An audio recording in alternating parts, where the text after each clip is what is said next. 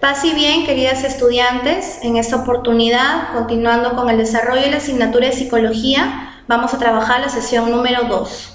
Recordemos que en la primera sesión estuvimos revisando los procesos psicológicos de la percepción y sensación y explicamos que son procesos que no están aislados, sino que están unidos y se dan en forma sucesiva, recordando asimismo que una de las características de los procesos psicológicos es que constituyen un sistema de interconexión. En esta oportunidad continuaremos revisando los procesos psicológicos cognitivos relacionados con la memoria, atención y concentración. Siendo nuestra sesión número 2 del segundo bimestre, sustentamos la importancia de los procesos psicológicos, memoria, atención y concentración. Nuestro desempeño sustenta la importancia de los procesos psicológicos, memoria, atención y concentración, y nuestro indicador de desempeño sustenta la importancia de los procesos psicológicos, memoria, atención y concentración mediante un cuadro sinóptico. Muy bien, vamos a definir lo que es el proceso de la memoria. La memoria es un proceso psíquico que le permite al ser humano almacenar, conservar y recuperar información cognitiva, afectiva y motivacional. Dentro de la memoria vamos a encontrar algunas etapas.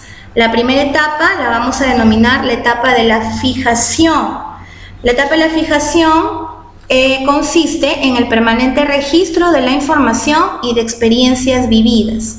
Posterior a ello se da la etapa de la conservación, que viene a ser el proceso de retención y consolidación de información y de experiencias vividas. Dentro de la etapa de la conservación vamos a encontrar que existen 3 niveles. El primer nivel se denomina almacenamiento sensorial, el segundo almacenamiento a corto plazo y el tercero almacenamiento a largo plazo, también conocido como memoria a corto plazo y memoria a largo plazo. El almacenamiento sensorial viene a ser el almacenamiento de la información fijada que proviene de los sentidos por un lapso brevísimo de tiempo, incluso menor a un segundo. Es como la foto instantánea producida por una cámara de fotos.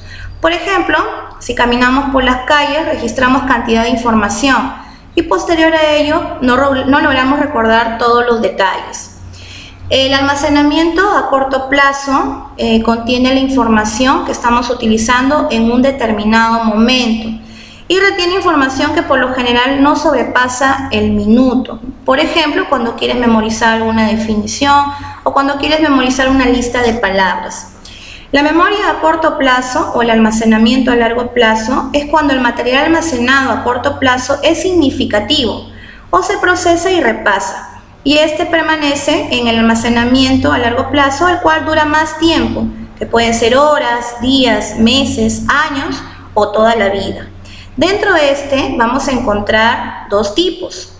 Tenemos la memoria semántica y la memoria episódica. La memoria semántica consiste en el almacenamiento de los significados y conceptos de las cosas. Por ejemplo, qué son los desiertos, qué es la física, qué sucedió en la Segunda Guerra Mundial, etc. Y la memoria episódica consiste en el almacenamiento de las fechas y experiencias que vivencia una persona. Por ejemplo, cuándo fue el día más hermoso de tu vida, o en qué año lograste culminar tu carrera, o en qué año saliste graduado del colegio, etc. La tercera etapa es la etapa de la evocación. En la etapa de la evocación, nosotros vamos a traer a la conciencia toda la información que hemos almacenado. Aquí podemos encontrar 2 tipos. Esta evocación puede ser voluntaria o también puede ser involuntaria. La voluntaria es cuando hacemos un esfuerzo deliberado y consciente para recuperar el material que necesitamos evocar. Y la involuntaria es cuando el recuerdo aparece sin haber hecho ningún esfuerzo deliberado. Dentro de las etapas de la memoria también vamos a considerar que son 2 que son muy relevantes. También tenemos la etapa del reconocimiento y la etapa de la localización.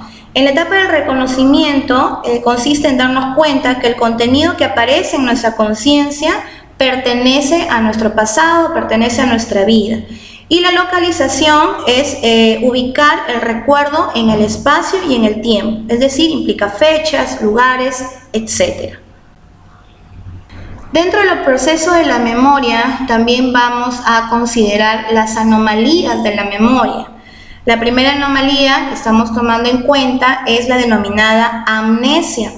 La amnesia es la pérdida parcial o total de la memoria y se puede dar en dos niveles. El primer nivel es la amnesia orgánica y el segundo es la amnesia afectiva. La amnesia orgánica es a consecuencia de una lesión cerebral o algún golpe que haya sufrido la persona. Y la amnesia afectiva es producida por situaciones vividas cuyo cerebro no presenta lesiones, ¿no? Simplemente la persona se olvida de algunos eventos porque no los quiere hacer conscientes. La segunda anomalía es la hipermnesia. La hipermnesia se define como la exaltación del recuerdo, es decir, que el sujeto evoca detalles de experiencias de manera excesiva y exagerada. Por ejemplo, una persona que es maníaca, que nota que se le cae el cabello, empieza a recordar a detalle cuántos cabellos se le cayeron día por día. Obviamente esas anomalías se producen en personas que tienen patologías, ¿no?, en el estado mental. Y por último tenemos la paramnesia. La paramnesia es el falso reconocimiento de informaciones y experiencias. Y la paramnesia presenta dos modalidades. Tenemos el fenómeno de lo ya visto y el fenómeno de lo nunca visto. El fenómeno de lo ya visto es cuando la persona recuerda como conocido algo que no ha vivido o de lo que no tenía conocimiento. Y el fenómeno de lo nunca visto es cuando la persona no recuerda algo que era conocido con anterioridad. Así como hemos visto el proceso de la memoria y hemos hablado al inicio de que todo es un sistema de interconexión, no podemos dejar de lado también los procesos de la atención y la concentración, que van muy de la mano con la memoria. Para poder almacenar una información, nosotros también tenemos que tener un nivel de atención y de concentración adecuado. La atención viene a ser la capacidad de seleccionar la información sensorial y dirigir los procesos mentales. Y la concentración es el aumento de la atención sobre un estímulo en un espacio de tiempo determinado. Por ejemplo, si yo te pido ver un video, cuando yo te doy la indicación de ver el video, está tu nivel de atención. Es decir, fijas todos tus sentidos en un estímulo determinado. Y la concentración, podríamos decirlo que es todo el tiempo que dura el video. Es decir, mientras más atenta estás, tu nivel de atención va elevándose y obviamente tu nivel de concentración también. Para la selección de estímulos, es decir, para que nosotros podamos atender o fijar nuestra atención en un estímulo determinado, estos van a depender de estos tres aspectos. Primero, de las características de aquel estímulo. Segundo, de las necesidades y experiencias del sujeto. Y tercero, de las demandas del medio.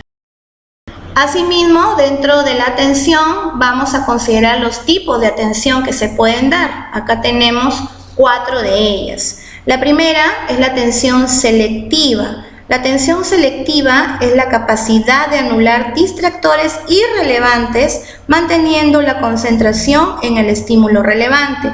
Se basa en la competencia entre 2 o más estímulos entre los cuales el sujeto selecciona lo que más le interesa.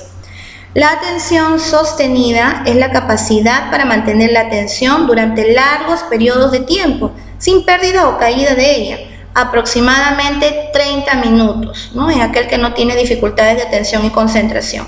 La atención alterna es la capacidad de cambiar de una tarea a otra sin confundirse. Esto requiere obviamente de un óptimo conocimiento de las tareas a realizar. Y por último, la atención dividida, que es la capacidad de atender a más de un estímulo sin pérdida en la ejecución. Por ejemplo, cuando se conduce un automóvil y a la vez se habla por celular, ahí estamos hablando de una atención dividida. Muy bien, queridas estudiantes, la siguiente clase, cuando nos podamos ver, vamos a realizar la parte práctica de esta sesión. Para lo cual voy a necesitar también que ustedes puedan imprimir la ficha que está anexa a este tutorial para que ustedes puedan tener las definiciones básicas de lo que hemos trabajado en esta sesión número 2. Por mi parte, muchas gracias. Gracias por la atención y no se olviden siempre de repasar sus actividades. Muchas gracias, paz y bien.